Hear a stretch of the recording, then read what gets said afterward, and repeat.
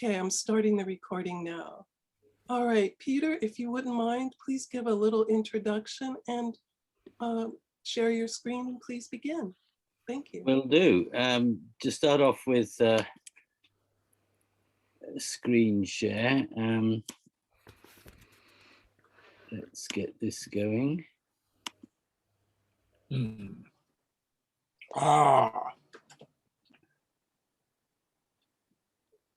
Right. Okay. That should be okay. Looks good. Okay, self-introduction. Well, I have a Polish surname, as you will have noticed. My father was a Polish fighter pilot during the war and chose to stay in England like many of his compatriots and stayed on, joined the Royal Air Force. And we lived in various places in Aden, Cyprus, Malta, and traveled a lot. So I grew up hearing a lot of different languages, Polish and various forms of Arabic. And I've always supposed that that's what nurtured my interest in languages. And I studied Japanese with Korean at Oxford and continued with that, and then spent some years in Japan and Australia before returning to the UK in 1985. And from then onwards, I was teaching at Cambridge University until I took early retirement in 2014. And we've been living in London for the last 10 years, and that gives me access to all sorts of archives. But it was largely through some personal connections and the curiosity that their background stories gave me that led me to write this book, which is not the area in which I have mostly published in during my academic life, but it's a book that has given me particular pleasure to write, and it was published a month ago by Hurst Co. Right, well, that do as a self-introduction, Patricia. Yes, thank you very much. I think that's right. Well, I'd like to add my thanks to you, Patricia, for having made this possible, giving me the opportunity to give this talk, and for holding this whole group together with tact and a little bit of kind discipline. Okay. It's my pleasure. Let me now throw you into the thick of things. This is a group photograph of the staff of C-section at the Wireless Experimental Center in Delhi. It was probably taken in 1944. Of course, all that you see in the photograph are the male white expatriates only. C-section actually included a number of Indian support staff and female clerical staff, but as was the prejudice norm at the time, they're excluded from the photograph. What was the Wireless Experimental Center? Well, it doesn't sound very demanding or particularly interesting, but in fact, it was one of those names that were frequently given to intelligence operations during the war, and it in fact was the Indian equivalent of Bletchley Park, a code-breaking and message analysis center, which operated in Delhi for the entire war, particularly during the very long and arduous Burma campaign, as Japanese troops approached and indeed entered Indian territories right in the far northeast of India. So what the Wireless Experimental Center did was to intercept messages sent by Imperial Japanese Army units, which of course could not be picked up in London, to decode them, to translate them, and to assess them for their intelligence content. And this man you see here, circled in the picture and slightly enlarged on the bottom right, was one of the few who has left any account of what he was doing. I won't tell you who he was for the moment, but you'll find out shortly. He was a domineering man for much of his life, but he was intellectually brilliant. He arrived in Delhi in 1942, having been trained in code-breaking and Japanese in England. And he arrived along with two of his fellow students, similarly trained. One of those two was Wilfred Noyce, the brilliant mountaineer who took part in the 1953 Everest expedition, but who lost his life in 1962 when he fell 4,000 feet while climbing with a companion in the Pamir Mountains. Anyway, all three of them had been studying classics at Oxford or Cambridge. And when they arrived in Delhi, they were, as you might well imagine, pretty cocksure and confident that they were superior to all their colleagues in Delhi. They got a very rude awakening. The commanding officer of C section, who you can see here, if you can see my arrow, center of the front row, was a man called Lieutenant Colonel Patrick Marr Johnson. And he knew a darn sight more about Japanese and about code breaking than any of these three whippersnappers who had come in from England. He had lived in Japan for 3 years as an army officer on Japanese language training and had passed as a first-class interpreter. But he also had extensive experience as a code breaker in Singapore in the years before the war started. And these three were simply not in his league. He was way above them. Nevertheless, he didn't hold it against them, and he was in fact very pleased to have some new recruits. And he expressed considerable surprise at the level of Japanese these three had acquired in just 6 months. I'll tell you more about how they acquired their Japanese in a moment. What were the three of them doing in C section anyway? Well, at first they were all working mainly on Imperial Japanese Army radio messages, which consisted mostly of daily reports on weapons, on rations, and on levels of sickness. That might not seem to you to be very important. But in fact, the struggle between the Allies and the Imperial Japanese Army in northeastern India had reached a critical stage. The fighting was desperate, and any information on the state of morale and the state of supplies reaching the Imperial Japanese Army was of crucial importance. Indeed, in early 1944, the Imperial Japanese Army surrounded the British garrison at Impal in the Indian state of Manipur in the northeast. But in July, the Imperial Japanese Army was finally forced to acknowledge that it had been defeated in the field, and it had to begin a long retreat back into Burma and back eastwards across Burma. In that long and extremely arduous process, in intolerable conditions, at least 50,000 men died in the Imperial Japanese Army, and double that number were wounded. And in August 1944, when this photograph was taken, the British Army was pursuing the Japanese eastwards, and the information derived from the decrypted messages, intercepted and then translated by this man and his colleagues, told the Allies a huge amount about the exhaustion, the disease, and the malnutrition that were also taking their toll on the Imperial Japanese Army.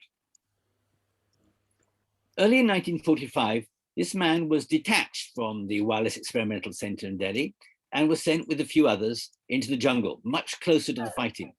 And his role there was to monitor messages which were being sent by local units, local retreating Imperial Japanese Army units.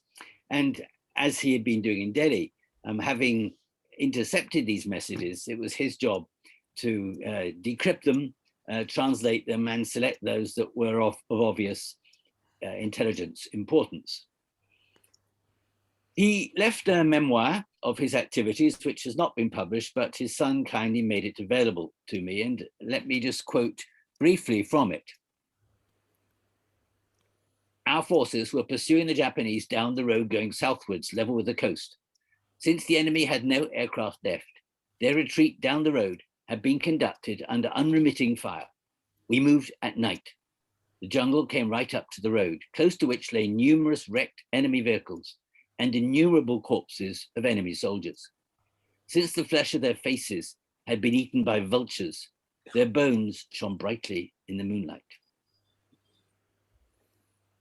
Who was this young man? He was a good linguist, a good intelligence officer. He ended the war as a major, and he proved able to make his knowledge of Japanese useful in the field of battle. And he saw sights that none of us have ever seen, and I hope will ever see, and that none of his future colleagues ever saw either. It was, in fact, this man. I recall him from my days studying classics at Oxford. That was in the first year only, then I switched to Japanese. And he was a terrifying presence, a formidable lecturer, and a person you approached with great caution. At the time, of course, that is in the late 1960s, he was still bound by the Official Secrets Act.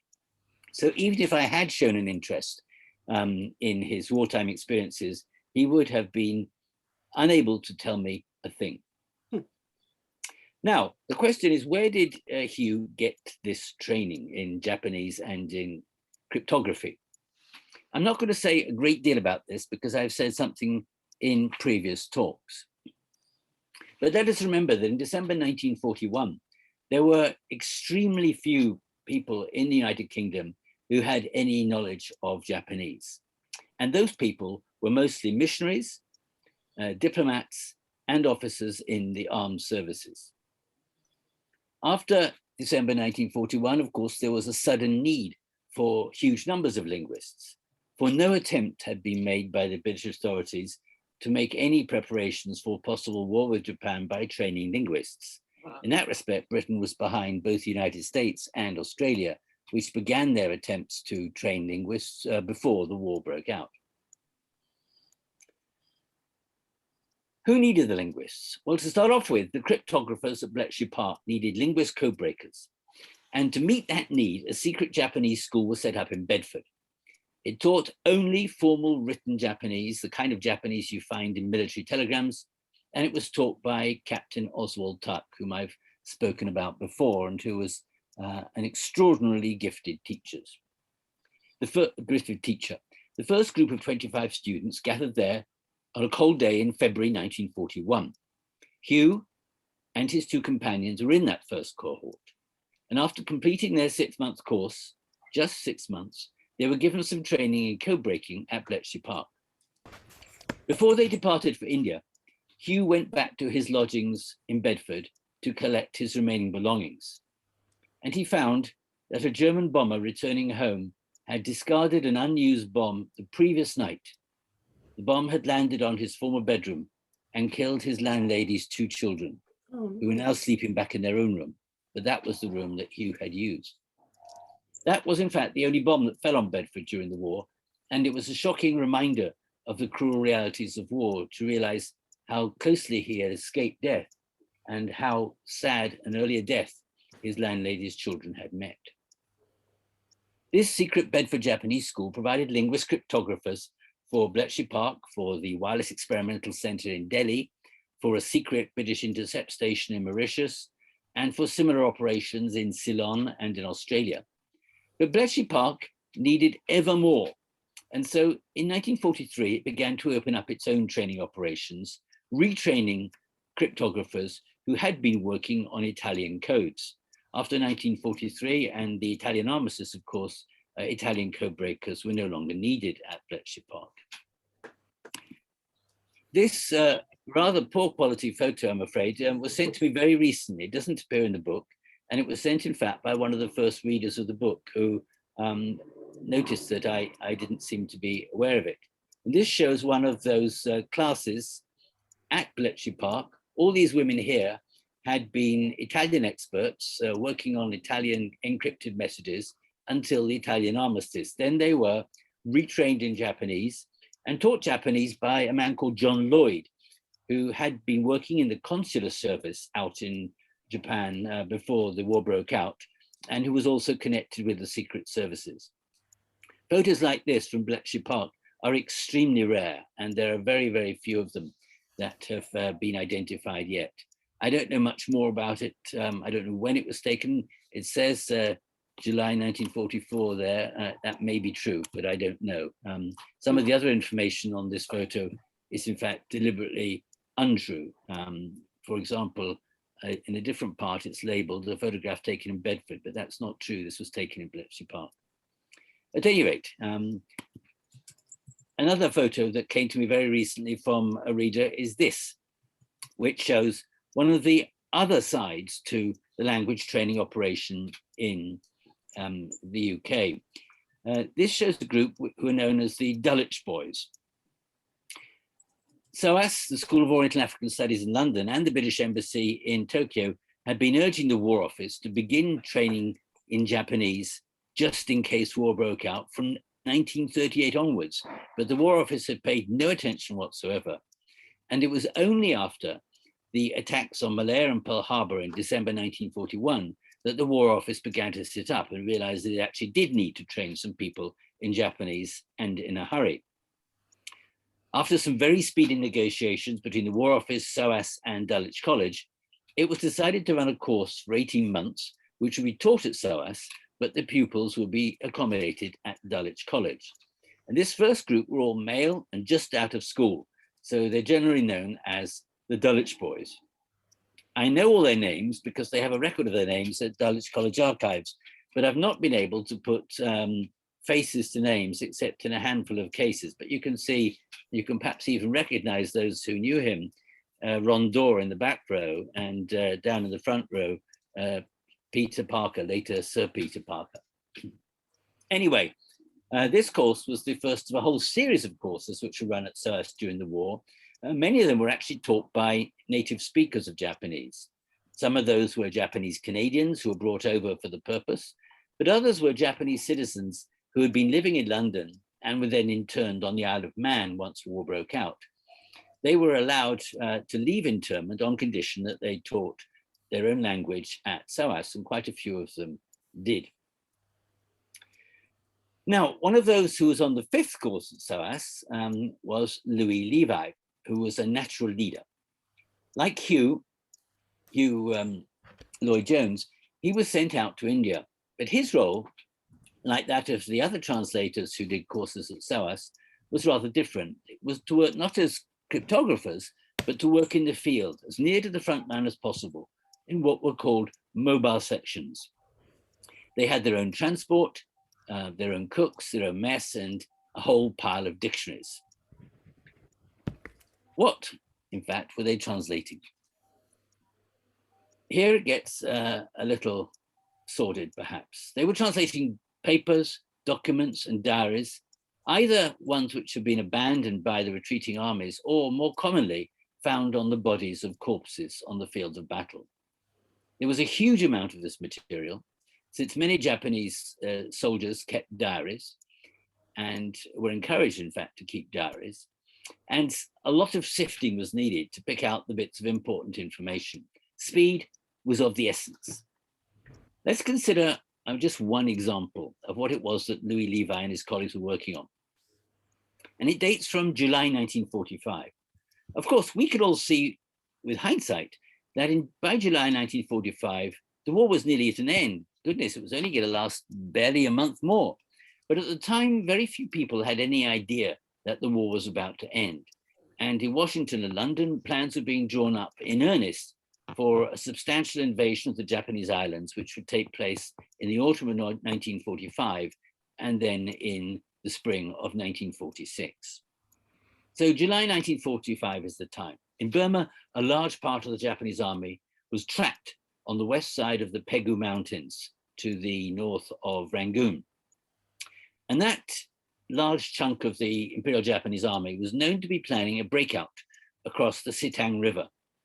But when would it take place? And where exactly would the breakout take place? And it was Louis Levi who solved the puzzle. On the 2nd of July 1945, a platoon of Gurkhas, soldiers from Nepal, overwhelmed a Japanese patrol and brought back to headquarters an assortment of photographs and pay books, together with a dispatch bag found on the bodies of those they had killed. Louis Levi sifted through the documents in the bag and suddenly realized that he was looking at an operation order for the breakout, which was going to take place on the 20th of July, and which was signed by Major General Nakazawa Kan'ichi, the commander of the Japanese forces. So he pulled over his typewriter and began to type out a translation.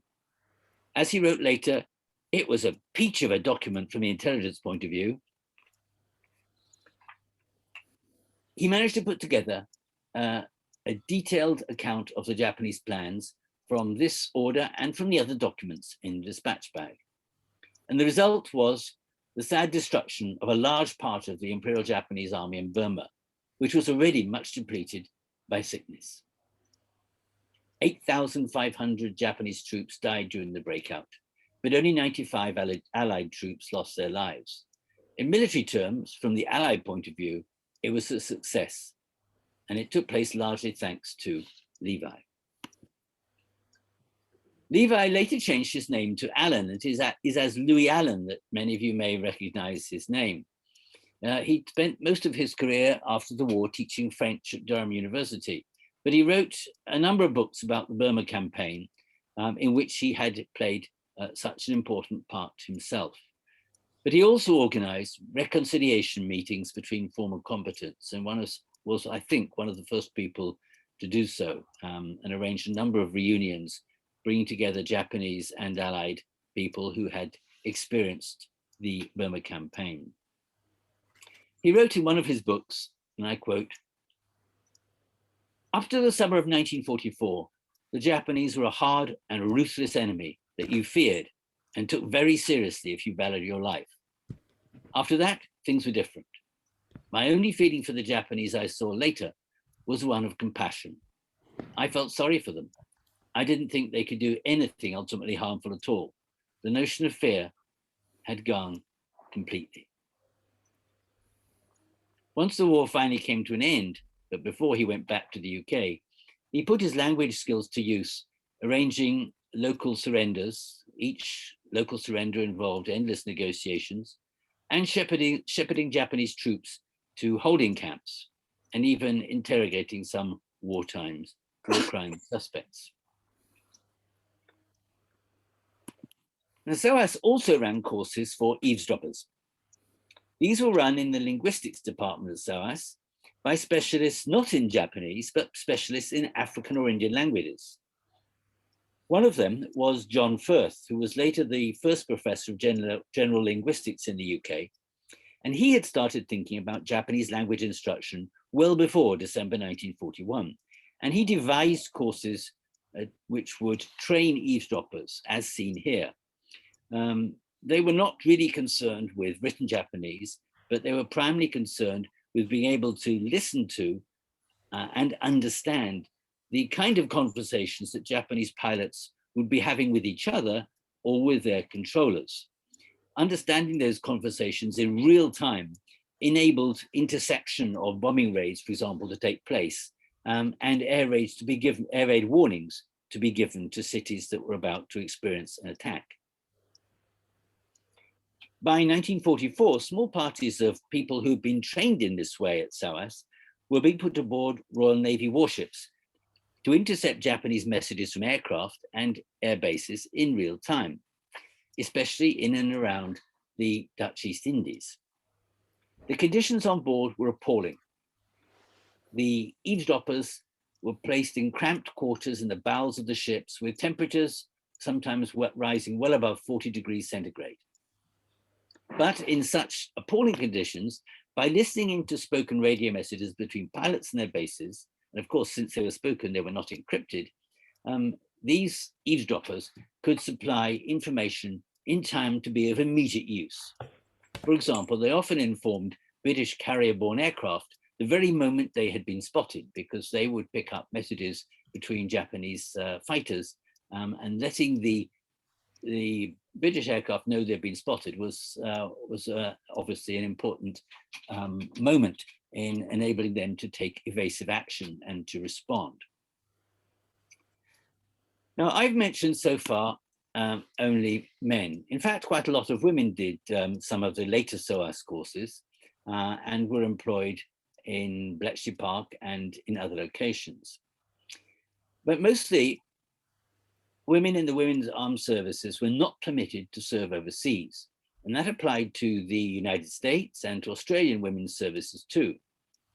However, an exception was made in April 1941 for a party of Wrens, Women's Royal Naval Service personnel, who were led by Second Officer Betty Archer. Second Officer in the Wrens is equivalent to Lieutenant in the Royal Navy, and they were sent out to Singapore. Now, Betty Archer was by any standards a remarkable woman. Her godmother was the suffragette Emmeline Pankhurst, and her own mother had been imprisoned as a suffragette for smashing windows in Whitehall, a temptation that I sometimes find hard to resist myself. Betty herself graduated from McGill University in Montreal, and then, well, this may come as a surprise, then she captained the victorious English women's cricket team when it made a tour of Australia in 1934 to 1935. This was the first ever women's cricket test match series. One's going on in London right now, but this was the first, and she was the captain and won it.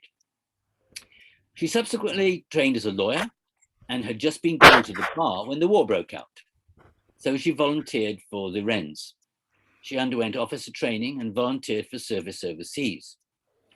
She was really rather disappointed to be posted to Singapore because at the time, Singapore seemed very, very far removed from the war, and she had no reason to think that that would change. Of course, it was going to change very soon. Now, what was special about her group of Wrens was that they had all been trained in Japanese Morse. Japanese Morse, for those who don't know, is a system of Morse which gives different signs for each kana sign. So it includes rather more elements than international Morse, which is an alphabetic Morse. So you required special training in order to be able to pick up and detect Japanese Morse. And these Wrens, their job was to record intercepted messages that were sent in Japanese Morse, which others then decrypted and translated. They were therefore an essential part of the operation in Singapore because they were the ones who were picking up the messages being sent by Imperial Japanese Army and mostly Imperial Japanese Navy units before December 1941. Of course, in January 1942, they all had to be evacuated from Singapore as the imminent demise of Singapore as a British base was nigh. Betty Archdale's second in command, Elizabeth Miller, recalled in her diary, which is in Sydney University, "We had just arrived at the harbour when a wave of Japanese planes came swooping down, dropping bombs and machine gunning everything in sight. They were so low that we could see their faces quite plainly. And I must confess that I was very frightened to find myself looking into the eyes of the enemy at such close range." Betty Archdale and her Wrens, along with the entire British Pacific Fleet, moved westward, first to Colombo in what is now Sri Lanka, and then on to Mombasa in East Africa. There, the Wrens had some rather unexpected problems to deal with in their work.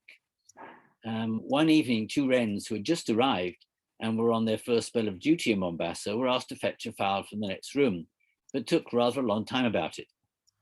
5 minutes later, one of the girls came back and asked with iron self-control, "Oh, by the way, what do you do when there's a snake in the filing cabinet?"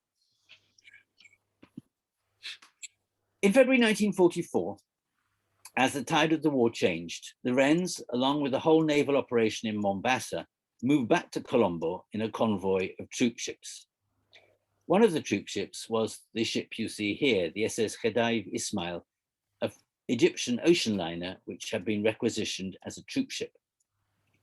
This ship sailed from Mombasa to Colombo, taking large numbers of East African troops, a Royal Navy contingent, and 83 women in uniform, including Wrens and nursing sisters. Some of Betty Archdale's group were amongst them, but 6 of her Wrens had already returned to Britain. Their ship traveled from Mombasa around the Cape of Good Hope and was sailing off the west coast of Africa when it was torpedoed by a German submarine and sunk. They and the others who were saved had the grim ordeal of clinging to a raft for a night and a day, but then they were at least rescued. On the afternoon of the 12th of February 1944, the SS Khedive Ismail was sighted by a Japanese submarine that had penetrated the defensive perimeter of the convoy she was traveling in. The ship was hit by 2 torpedoes and disappeared beneath the waves in less than 2 minutes. Think of that, less than 2 minutes after the first torpedo struck, it had entirely disappeared. In all, 1,220 men and 77 women lost their lives, including 51 members of the East African Military Nursing Service, 8 members of the Women's Territorial Service in East Africa, and 17 Wrens, some of whom were part of Betty Archdale's group. One of those Wrens was Beryl Crace, who had gone out to Singapore in the second batch of Wrens to work under Betty Archdale. She worked successively at Singapore, Colombo, and Mombasa, where she married a Navy Lieutenant Commander surgeon. and she, her husband, and their baby Anthony were amongst the many who perished. Only 6 women survived, 3 nursing sisters, 1 member of the Women's Territorial Service in East Africa, and 2 Wrens. In terms of loss of life, it was the 3rd most costly merchant shipping disaster in the war, the largest single loss of Allied servicewomen in the war, and the largest single loss of African troops, 676 died. The exciting career that the Wrens had signed up for in England had ended in a terrifying death. And you can find in the National Archives the harrowing testimonies that were taken from survivors once they reached dry land, which tell of the speed of the sinking and the impossibility of helping anybody who was not on deck leave the ship. Now, so far, I have said nothing of the famous island hopping campaign led by General Douglas MacArthur. After being forced to leave the United States base at Corregidor in the Philippines and to withdraw to Australia, MacArthur began to prepare the fight back. And part of that, of course, was intelligence. As everywhere, intelligence depended on cryptographic skills, but also on, as is often forgotten, language expertise. The intelligence operations in Australia, set up to support MacArthur's plans, were a multinational operation, dominated by Americans and Australians to be sure, but there were also a number of British personnel, including, for example, 12 graduates from the Bedford Japanese School who were sent out to help with decoding work. To deal with the need for linguists, MacArthur set up a body which was known as the Allied Translating and Interpreting Service, or ATIS. There is an official history of ATIS, which was published in 1945, but unfortunately, this was written by the American commander of ATIS and some of his colleagues, and it ignores the contributions of all those who are not in the US Army. It ignores any contributions made by US Navy personnel, Australian personnel, British personnel, or others. And I've not found it easy to piece together the history of this body or the identity of some of the people who took part in it. But just like their counterparts in Burma, the men in ATIS who were following the troops as they hopped from island to island had to deal with a lot of documents, some in a very unpleasant condition, covered with blood or other bodily fluids. Now, this photograph was probably taken by Lieutenant Heath of the US Navy. He completed a Japanese course at the US Navy Japanese language school at Boulder, Colorado, and then he became a translator for a succession of admirals. He was serving as a translator on the aircraft carrier USS Hornet in 1944, when 2 Betty Mitsubishi bombers were shot down. And these documents here were taken from the crew after they'd been taken prisoner or from their corpses. It's not entirely clear which. In the upper center, you can see a photograph of Emperor Hirohito sitting on his white horse. And you can also see what appear to be family photos. Right at the front, there's a photo of a young schoolgirl, possibly a sister or a girlfriend. There are pay books and assorted other diaries, military documents, military orders, and so on. This is one of the few photographs that were ever taken of the kind of materials that the translators were having to deal with. Most of the material was used, translated, and then discarded. The first stage of the return to the Philippines was the landings on Leyte Island. MacArthur's chief signals officer, Brigadier General Aiken, took with him a group of Australians and a couple of graduates from the Bedford Japanese School on the 2-week voyage from Australia up to Leyte. Once ashore, this group monitored air operations of the Japanese Army and Navy, including the various kamikaze attacks that by this time had begun to target Allied naval forces. The most urgent messages that this group were handling concerned the troop transport convoys, which the Imperial Japanese Army and Navy were running to bring desperately needed reinforcements for the beleaguered Japanese defenders on Leyte. These convoys were escorted by aircraft. And we have an account given by Hugh Melinsky, one of the Bedford Japanese school graduates, who later became a clergyman and wrote his memoirs. And he states that the aircraft, as he puts it, obligingly gave full information of the ship's movements and particularly their estimated time of arrival. So what Q was picking up was the spoken and therefore unencrypted messages between aircraft and their bases and aircraft and other groups of aircraft, which were conveying information that, as a result, enabled Allied aircraft to be alerted and give both the aircraft and the convoys what Hugh Melinsky described as a warm welcome. On 11th November, for example, as he narrates it, an entire troop-laden convoy was destroyed. Thousands of men must have lost their lives on that day. Let's turn to another area of the war where linguists made a contribution in the field, and that is in the prisoner of war camps. One of these was the remarkable Cyril Wilde, who used his Japanese to do as much as he could to protect his fellow prisoners on the notorious Burma-Siam Railway. It was Cyril Wilde, in fact, who carried the surrender flag, as you can see on the far left of the photo on the right of the slide, when the British garrison was forced to surrender to the Imperial Japanese Army on the 15th of February, 1942. On the extreme right, striding ahead, is Lieutenant General Percival, who was the British commander. Wilde, along with Percival and the others, spent the war in captivity, but Wilde was sent on the Burma-Siam Railway and, as I've said, used his knowledge of Japanese to negotiate constantly with the authorities and to try to save the lives of men under his command. Another was the Reverend Eric Lester Andrews, who's shown on the bottom right of the slide there. He was sent out to Singapore to teach Japanese in the middle of 1941.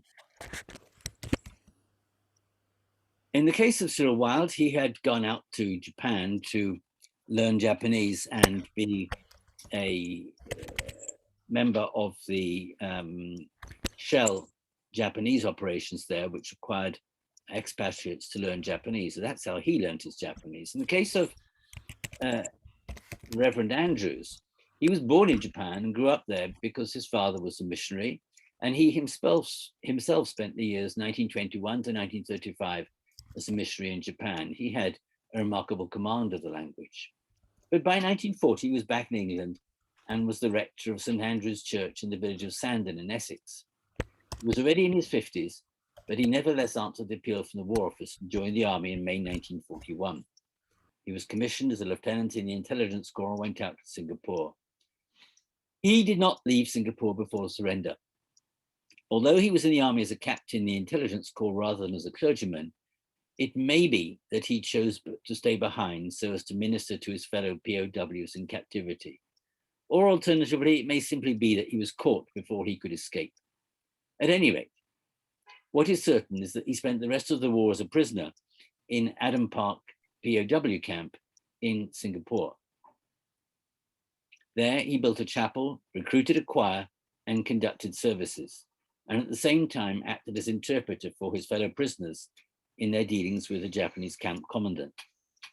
For the final months of the war, he was in the notorious Changi jail, and according to his obituary, at any rate, he never recovered from the malnutrition and the deprivations he suffered there.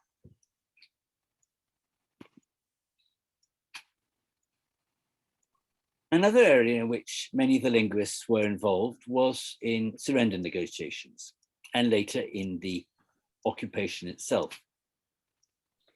This is a still from Pathé newsreel, which was entitled Tokyo Bay and was produced in 1945 after the surrender ceremonies on board USS Missouri on the 2nd of September 1945. But this still shows instead the deck of the British battleship HMS King George V. And on the left, the figure you can see there is William Beasley, later to become Professor of Japanese History at the School of Oriental and African Studies, and the author of a number of studies of the Meiji Restoration and other works of modern Japanese history. In this still, Beasley is addressing the Japanese pilot, a pilot in a naval sense, who's come on board to provide directions through Tokyo Bay. The directions were needed because Tokyo Bay was still heavily mined, and Japanese pilots enabled the British, American, Australian, and New Zealand ships to negotiate the minefields to reach their moorings. As you can see, the Japanese pilot is not trusted, for he's being restrained by some ratings. If you want to know more about the role of William Beasley and any of the other people I've mentioned in brief today, then may I suggest that you read the book. These people I've spoken about, Hugh Lloyd-Jones, Louis Levy, Bill Beasley, Betty Archdale, and a number of others, were all some of the unsung and forgotten heroes of World War II, working behind the lines, working in unglamorous but nevertheless essential roles. And their contribution, I think, deserves to be remembered. And it was for that reason that I felt inspired to write this book. But what I must emphasize as a final note is that a huge amount remains unknown, for many of them took their secrets with them to the grave. Those who died before 1979 did so because they were still bound by the Official Secrets Act. And for many others, the tradition and habit of secrecy that the Official Secrets Act had imbued in them remained strong with them for the rest of their lives. It's only a few who have put pen to paper or typewriter and have written accounts of their lives. And I only managed to find a handful to interview and discuss things with further. And of that handful, only 2 or 3 are still alive today. But nevertheless, they were a remarkable group of people, mostly unsung and unheralded. And as I say, I think their contributions deserve to be remembered, because language, both in the European War and in the Pacific War, was a very important part of intelligence operations. And there I'll draw to a close and answer any questions that you may wish to put to me.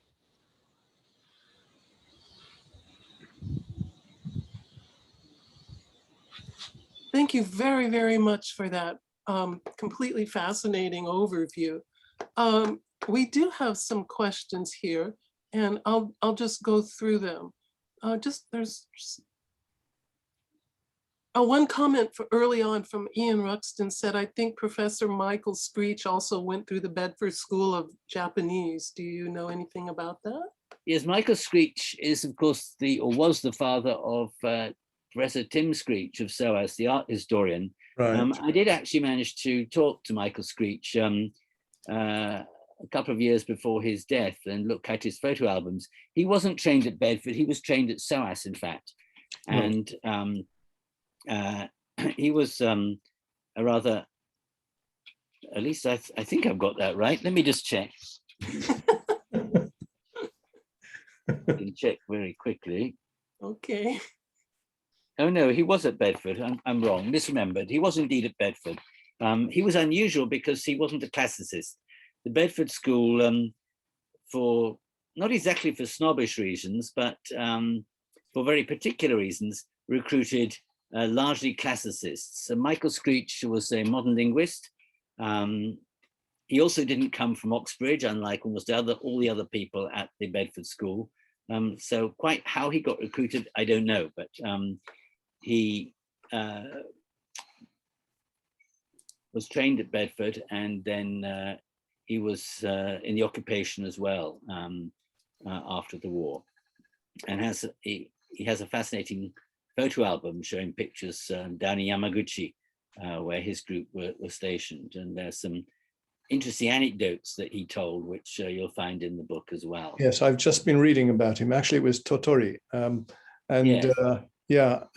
it's very interesting.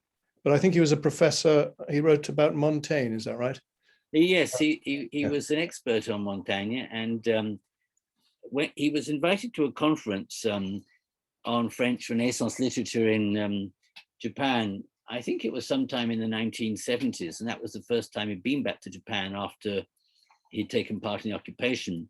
And of course, nobody in his audience knew that he had either learnt Japanese or been in the occupation.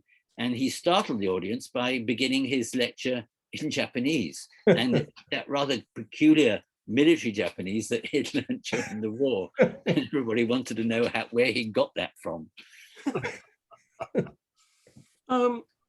Okay. Charles DeWolf asks, how did Japanese language teaching vary between American and the UK? I'm familiar on the one hand with the work of George Sampson in the UK and that of various American structuralists such as Bernard Bloch. Yes. Block.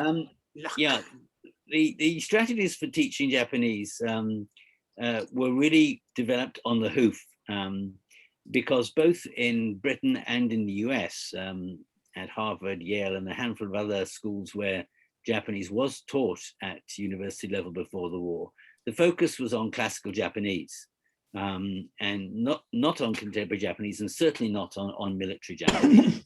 So a lot of the instruction which needed to be focused, needed to be accomplished in a short period of time, was created on the hoof. The Bedford Japanese School course was devised by Captain Tuck, and he ruthlessly excluded all aspects of Japanese that did not appear in the kind of military and diplomatic telegrams that he was training people to read and translate once they'd been decrypted. So, no mention of cherry blossoms, no mention of any features of contemporary Japanese life, but a lot of military terminology and that clipped kind of telegraphies that was common in telegrams and other messages sent by wireless. And that technique was then adopted by the Arlington School. The US cryptography establishment in Arlington heard about the successes at Bedford and asked for a copy of the course materials. And the Arlington course was then more or less modeled on the course that was taught at Bedford, so ruthlessly excluding any modern Japanese.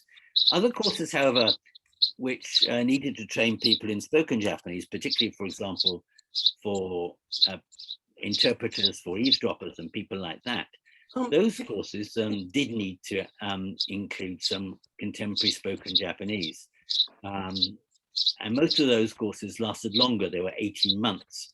So they tended to teach some written and some spoken Japanese.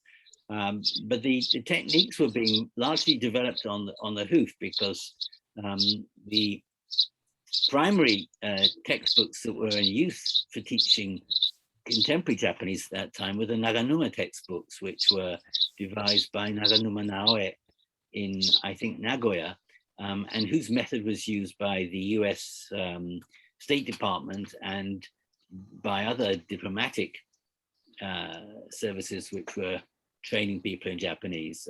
And so once the United States Armed Forces realized they needed to train a lot of people in Japanese, they sent an order to Tokyo for a large number of copies of the Naganuma textbooks. And they arrived in the US in October 1941, just in time. Okay, does somebody have a bird cheeping away in the background? If you could please mute, I can't find who that person is.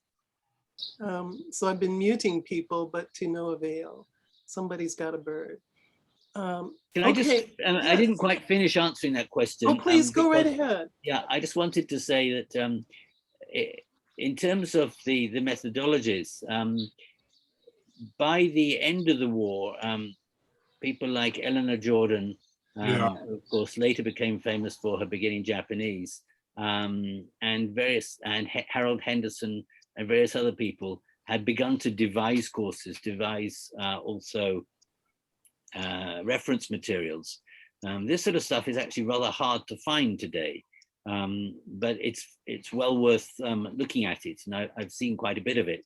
The dictionaries too needed to be produced, and because during the war international copyright regulations were suspended, the Kenkyusha Japanese English Dictionary was reproduced let's see, both in America and in the UK, and several other dictionaries also were reproduced in that way, including the Ueda Daikan Wajiten, not the, what's his proper name? The Ueda, huge Ueda dictionary of Japanese and Chinese characters. So all these and had to be reproduced as well. When it comes to the methodologies used in the classroom, there's very little information available. I don't have any more that other than what you can assume by looking at the textbooks. Right. Okay. Thank you. All right, that's great answer for sure. All right, Yamanouchi Hisaki asks, in the Bletchley picture, can a graceful lady from the right be Carmen Blacker? Right, that's an interesting, let me just go back to that. Yeah, sorry, I didn't catch the slide number. No, it's slide number 4. Okay. The answer is no, because although Carmen was at Bletchley Park, she's written about her experiences there. She wasn't in the Italian section. She didn't work on Italian codes. And in fact, she didn't spend very long in Bletchley Park. Carmen wrote a rather interesting memoir about her experiences at Bletchley Park. And in that, she suggests that she was given very menial tasks to do and fulfilled no useful function whatsoever. As I've written in the book, I don't think that was really quite accurate, because I don't think she appreciated the intelligence value of the work she was doing there. And of course, it was common at Bletchley Park for people not to be told about the wider context of the work they were doing. She assumed it was of little value, but there can be little doubt from other sources I've consulted that it was of value. But anyway, she had little appetite for the work after a while. And most unusually, she was given permission to defect from Bletchley Park and go to SOAS and teach in the operations at SOAS, training people in Japanese. She was one of the very, very few people who were allowed to leave Bletchley Park knowing the secret. Thank So you. I'm afraid it wasn't Carmen, Okay. Yamanouchi sensei. Thank you very much for the detailed answer. All right, Julian, we have about 10 questions here, but we still have some 30 minutes. So Julian asks, he says, how were the British able to crack the Japanese codes? Or were the Japanese codes not as well encrypted as the German ones and thus didn't require capture of a machine, such as the Enigma machine, to crack? No, they certainly did require a machine. The Japanese diplomatic code used a code that the Allies called Purple, and which was sent on a very sophisticated electronic machine. And while the British prowess with the Enigma is well known, less well known perhaps is the US prowess with Enigma, because it was a US cryptographer of extraordinary mathematical ability who eventually worked out the internal wiring of the Purple machine from some of the anomalies in the messages received. He was able to create a mock-up of the Purple machine, and when messages were intercepted and fed into it, they produced Japanese. So he realized that he had cracked it. And a number, I think half a dozen copies of this mock-up Enigma machine were produced. 3 were kept in the US, 1 was sent out to Singapore, and 2 were sent to Bletchley Park. So using that, they were able to listen into Japanese diplomatic messages. And the importance of that is that the chief source of information about the Nazi High Command's intentions came from the German ambassador in Tokyo, General Oshima Hiroshi, who was a personal friend of Hitler's, knew German flawlessly, and often spent hours closeted alone with Hitler. He was party to all of Hitler's doubts, plans, thinkings, and so on. And he relayed them in huge messages sent back to the Japanese Foreign Office. And these were decrypted in Bletchley Park using the purple machine before those messages had even reached Tokyo. And the rather curious thing now is that those messages do not survive in any form in Japan.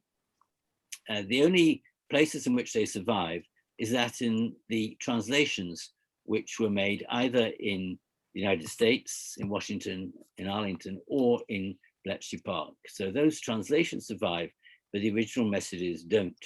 The reasons for that are, well, it's quite a long story, so perhaps I won't go into that. But at any rate, so the Japanese diplomatic messages were certainly encrypted with a machine. Japanese naval messages were generally encrypted using a code book with sequences of numbers for each term. So aircraft carrier, minesweeper would have different sequences of numbers and so on. So without the code book, you couldn't make any sense of this.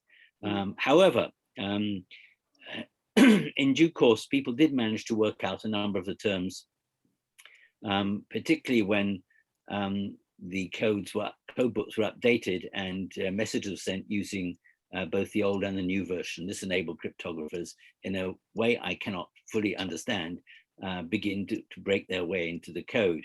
And British codebreakers in Singapore were working on those naval codes from 1932 or even earlier onwards. So it wasn't, the code breaking operation started much, much earlier.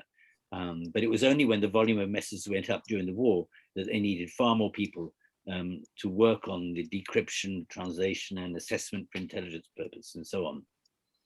So Japanese codes were certainly not easy to work on. But the one difference perhaps that's worth mentioning between German and Japanese codes is that the Germans were constantly afraid that their codes were being intercepted, their messages were being read. But that never seems to have been the case in Japan. And there are a number of individuals who expressed the view that, in their view at any rate, the Japanese language itself was a code because very few foreigners knew of it. And it seems that no members of the Japanese armed forces got even a glimpse of the large operations that were being conducted in the United States and India and Britain to train people in Japanese precisely to meet this deficit. That seems to have been something that was entirely unknown in Japan. So the Japanese language was not a valuable code, and the codes themselves were already being broken. Okay.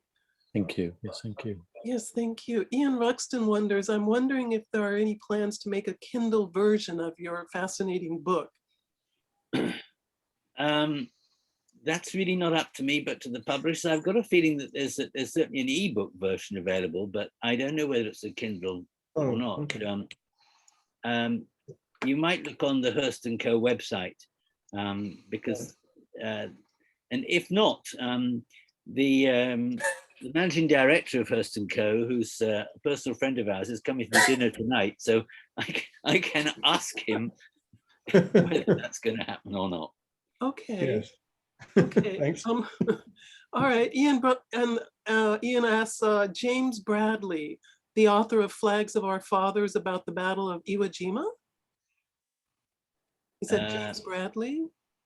Which James Bradley? I don't know. Ian, what do you know? Well, I was wondering, there is a James Bradley who wrote about his father being one of the people who, one of the US Marines who set up the flag in that famous photograph on Iwo Jima.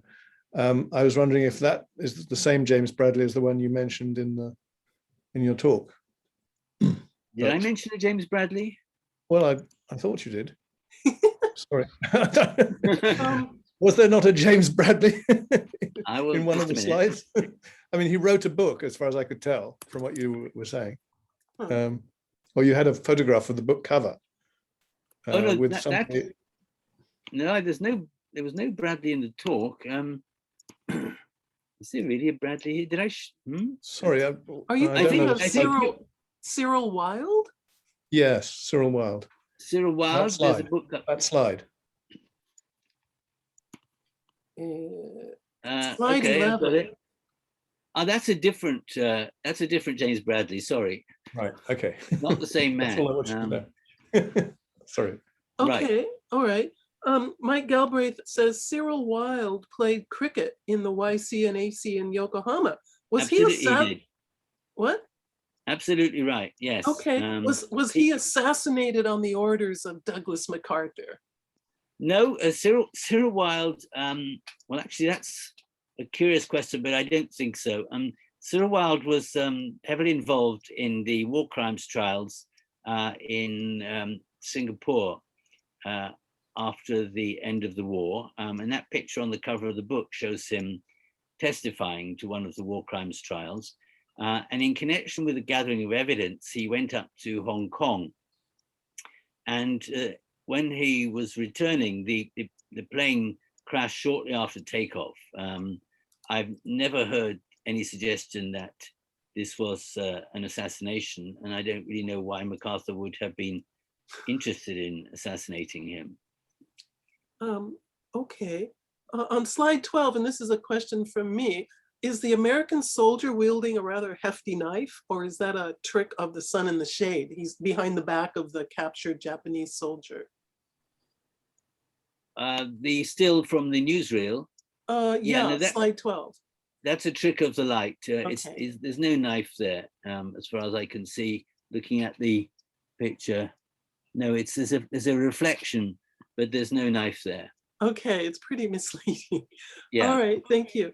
Thomas Gittell asks, I remember from my time in the military that the vast majority of enemy communication was encoded or encrypted, as was our own. At that time, I was trained just to understand and write the enemy's code as speedily as possible. His question, wasn't the majority of Japanese military communication also encoded? In terms of wireless messages, yes, but not radio messages. I mean, spoken messages cannot easily, at least then, could not easily be encrypted and were in clear. There was, in fact, I mean, there's actually an interesting side to that question, because the percentage of Japanese messages that were in clear as opposed to encrypted was rather higher than on the Allied side.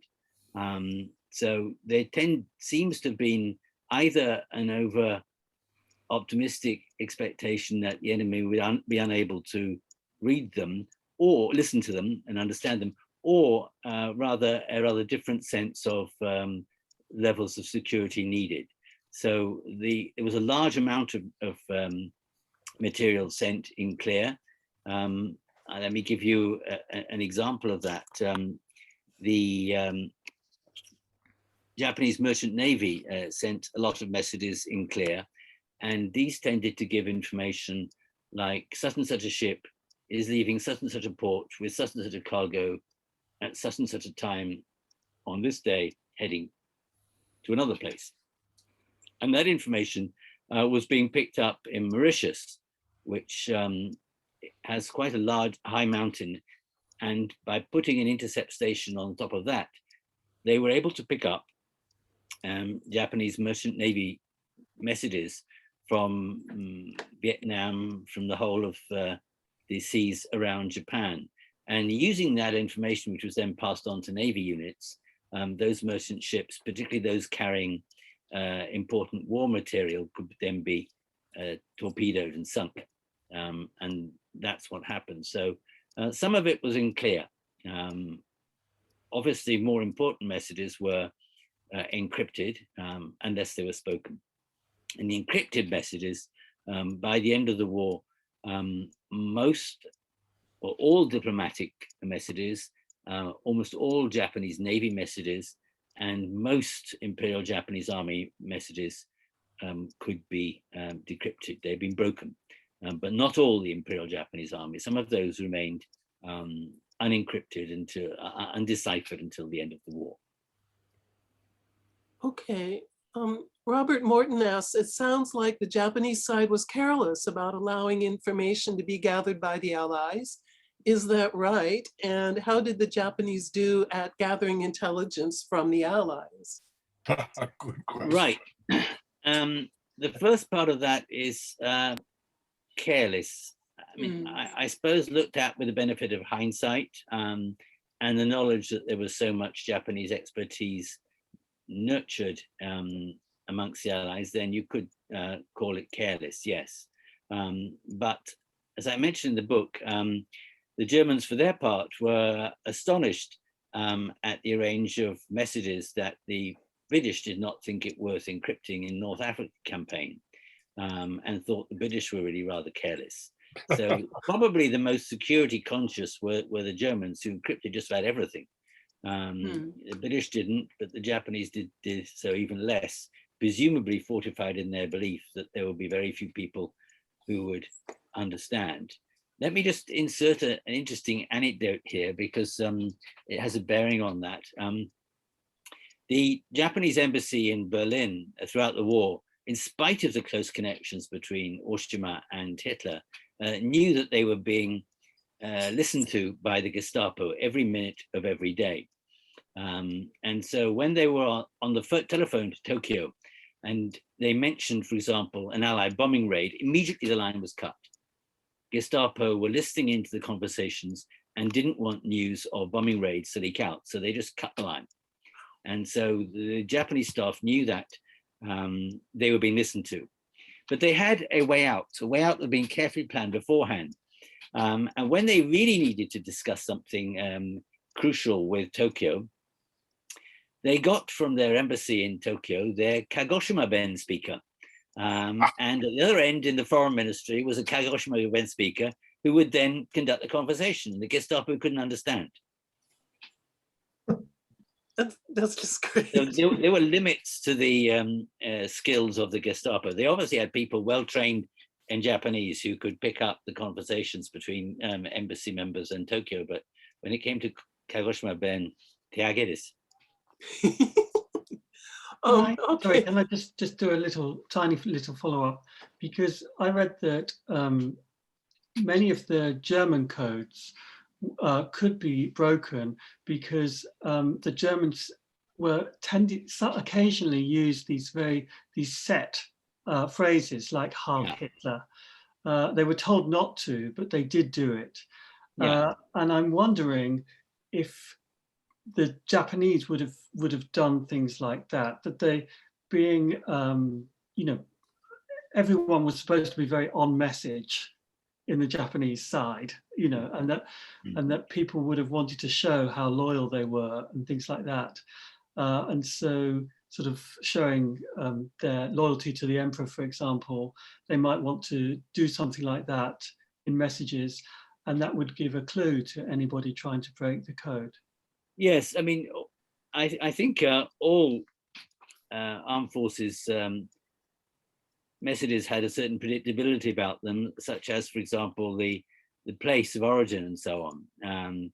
And those were helpful. But it seems that the greatest assistance was made when operators made mistakes and then had to correct them. And those corrections, I mean, I'm not a cryptographer. I don't really understand how this works, but those corrections and mistakes are the ways in that were commonly used. And of course, ships' names and predictable elements like that also give you a possible way in the case of short messages. So you can find quite a lot about that in Michael Smith's book, Breaking the Emperor's Codes. Thank you very much. Okay, similarly, Rosemary Chiba asked, did the Japanese command become aware that their communications were being intercepted? And if so, what steps did they take to evade the enemy surveillance? The answer is, as far as I know, they were never aware that their communications were being accepted, let alone that the enemy had large numbers of linguists. But that reminds me that I never really fully answered the earlier question about the extent to which, or the methods used by the Japanese armed forces to gather information. Very little is known about that. I mean, there were some units which were tasked with gathering information from radio transmissions, But how successful this was is difficult to judge now. And the reason for that is that almost all the documents that were created by Japanese armed forces inside and outside Japan were destroyed in August 1945. So, for example, when Louis Levi and his colleagues went to interview members of the general staff who had been leading Japanese troops in Singapore and in Burma, they found that there were no documents at all, and everything had to be reconstructed from memory. So you have, I mean, this may seem surprising, but it's true. It's also true if you go to the Foreign Ministry archives in Tokyo, they have virtually nothing from the war years. Wow. That's why I said that the Oshima messages only survive in translations made in the US and in the UK. The original messages were destroyed in August 1945. So there's very little paperwork which would enable you to see, for example, intelligence assessments of Allied intentions and so on. And that's precisely what the Allies wanted to find out in August, September 1945. That's why they were interrogating Japanese generals and admirals to find out, how much they knew, how they'd found it. And it's very difficult to have any certainty about any of this. Okay. What I don't know is whether the destruction of documents was a result of an order that was sent out to all Japanese forces, or whether it was instinctive and carried out by individuals on their own initiative. Okay, so it wasn't a result of the massive air bombing or anything. Certainly not. I mean, Okay. they certainly had documents with them in Burma, but they destroyed them. And so the Japanese forces, when they surrendered, didn't have any documents with them of any importance, like military orders, records, and the like. They just don't survive. Okay. And so, if you look at the the multi-volume history of the Second World War produced by the Defense Ministry, the Defense Agency after the war, it almost entirely consists of reminiscences and people's memories of what had happened.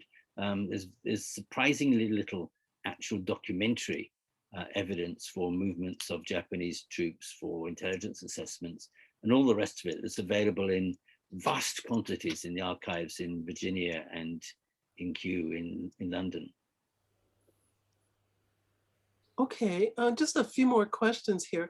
Eleanor Yamaguchi asked, before the Bedford School, were there no institutions in Britain for studying Japanese?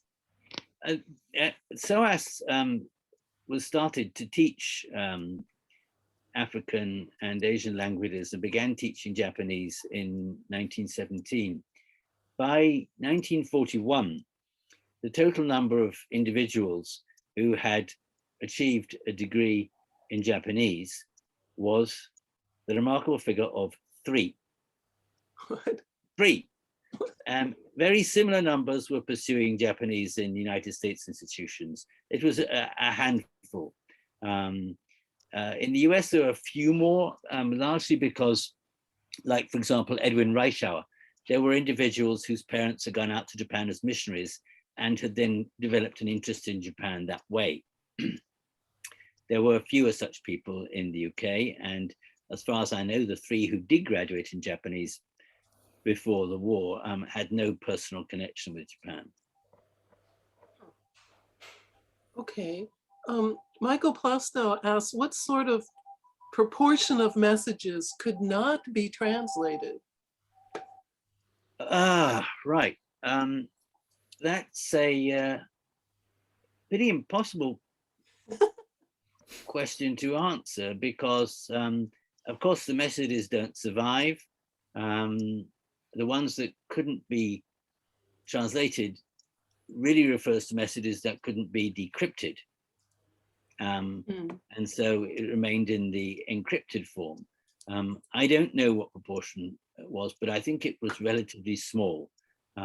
When it comes to diplomatic messages, everything could be translated.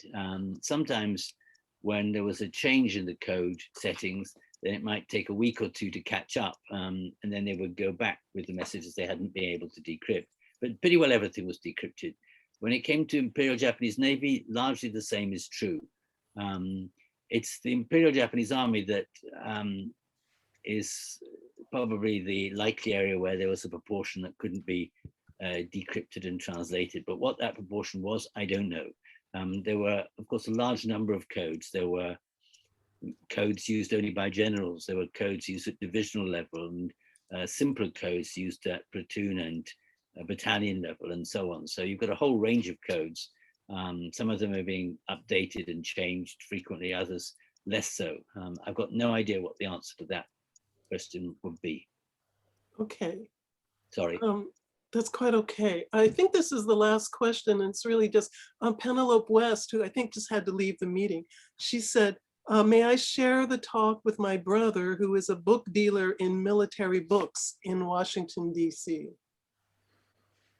Can she share what with them? Can Yes, she of share course. the talk? I think Of course, so, no. but I thought I would ask. No, of course, absolutely. Absolutely, yes, that's Okay, right. okay, that's really May I great. make a comment? Yeah. Robert Morton has a very interesting comment referring to Hugh Wilkinson, who learned Japanese long ago. And he mentions that he learned the word for battleship in kanji. Yeah. And there's a book that many of us in the early 70s used when we first came to live in Japan, and it was called Japanese in Action by Jack Seward. Oh, that's a brilliant book. You know it. Absolutely. That's hilarious. And you know,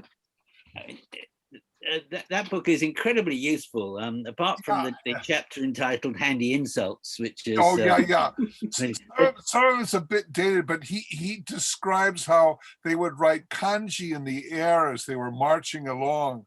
So that it's true that they were learning kanji. What I find interesting is after the war with Eleanor Jordan, you know, she thought that that Japanese should be taught entirely in Roman letters. Yeah. Until the second year, I think. Yeah, that's so it right. shows the contrast in approach. Yeah. I don't know if you can see this. This is one of a number of kanji cards, all of course in the old formal kanji, which were written out by a British naval officer whose collection of kanji cards I've kind of inherited. They're written out in pen and ink. Wow. Dang. She said, She said, is it appearing okay in yours? Yeah, we can see it. It's great. Okay. So there are, it's that kind of word, gunkan, anything that you would find in military communications. Those are the kind of words they learnt. Those who are listening into Japanese Air Force pilots, had to learn things like target, bombs,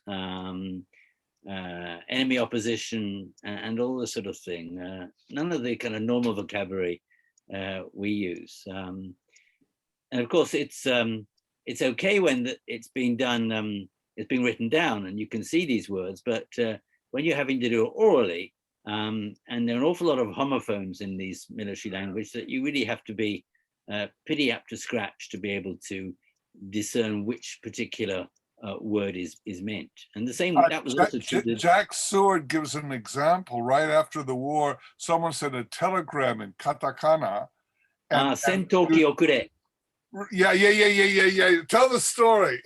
Yeah, I mean, Jack Seward was down in Osaka, and they were censoring internal Japanese telegrams, and one telegram had got some people worried because it said Sentoki okure. And of course, it's all just in katakana, and most people thought, well, that can only mean send fighter planes. But of course, the sender and the receiver were indicated on the telegram. So they sent a jeep round to the sender and found, what do you know, it was a porcelain factory, a porcelain sales outlet. And he had sent to the maker a telegram, which they both understood, but which no other people could understand, because it meant send, in other words, 1,000 talkie bits of porcelain, or kure, so send 1,000 bits of porcelain. But in that abbreviated form, people couldn't understand it. So send talkie or kure to an outsider can only mean send a fighter plane, but between them, they could understand it quite easily. Okay, I think on that fantastic note, I'll end the recording here.